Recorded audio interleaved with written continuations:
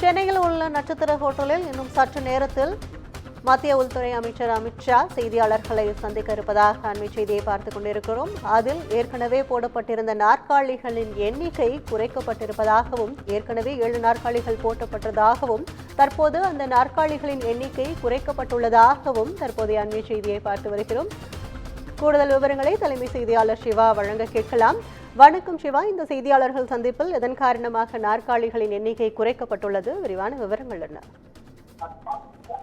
கற்பகம், பாஜகவினுடைய தேசிய ஜனநாயக கூட்டணி சார்பாக ஒரு செய்தியாளர் சந்திப்பு இன்று 12 மணிக்கு நிகழ்த்தப்படும். அதிலும் மத்திய உள்துறை அமைச்சர் அமித்ஷா இந்த செய்தியாளர்களை சந்திக்க இருக்கிறார் என்று தெரிவிக்கப்பட்டது. குறிப்பாக தேசிய ஜனநாயக கூட்டணியில் அங்கம் வகிக்கக்கூடிய கூட்டணி கட்சியினுடைய முக்கிய தலைவர்கள் இந்த செய்தியாளர் சந்திப்பில் இடம்பெறுவார்கள் என்று எதிர்பார்க்கப்பட்டு அவர்களுக்காக உள்துறை அமைச்சர் அமித்ஷாவுடன் சேர்த்து 7 இருக்கைகள் அமைக்கப்பட்டிருந்தன. ஆனால் காலம் செல்ல செல்ல, நேரம் செல்ல செல்ல செய்தியாளர் சந்திப்பு 12 மணி என்று தெரிவிக்கப்பட்டு தற்போது கிட்டத்தட்ட 4 நெருங்கக்கூடிய ஒரு சூழல்ல செய்தியாளர் சந்திப்பு தற்போது வரை நடைபெறவில்லை.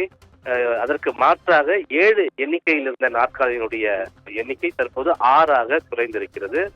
ஒருவர் யார், அவர் தேசிய ஜனநாயக கூட்டணியிலிருந்து விலகுகிறாரா அல்லது எதன் காரணமாக அந்த நாற்காலி அங்கிருந்து எடுக்கப்பட்டது என்பன போன்ற பல்வேறு கேள்விகள் எல்லாம் எழத் தொடங்கி இருக்கின்றன.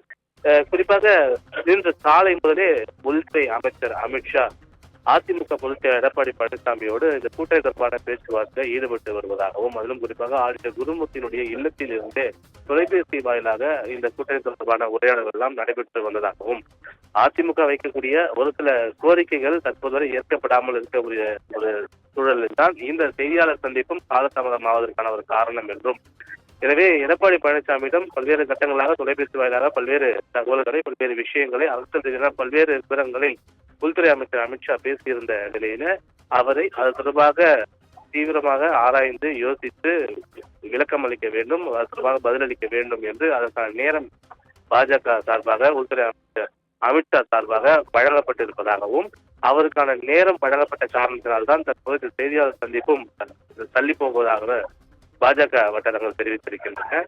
இது நடைபெறுவதற்கு முன்பாகவே 7 இருக்கைகள் என்பது 6ஆக குறைந்திருக்கக்கூடிய நிலையில இங்கு கூடியிருக்கக்கூடியவர்கள் இந்த எண்ணிக்கை மேலும் கூட குறைவதற்கான வாய்ப்புகள் இருக்கிறது. செய்தியாளர் சந்திப்பு நடக்குமா நடக்காதா என்பன போன்ற பல்வேறு கேள்விகளையும் எழுப்பியிருக்கிறார்கள்.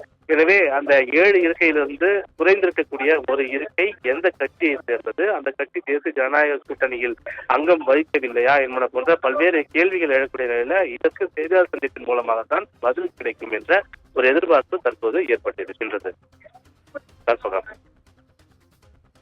விரிவான விவரங்களுக்கு நன்றி சிவா.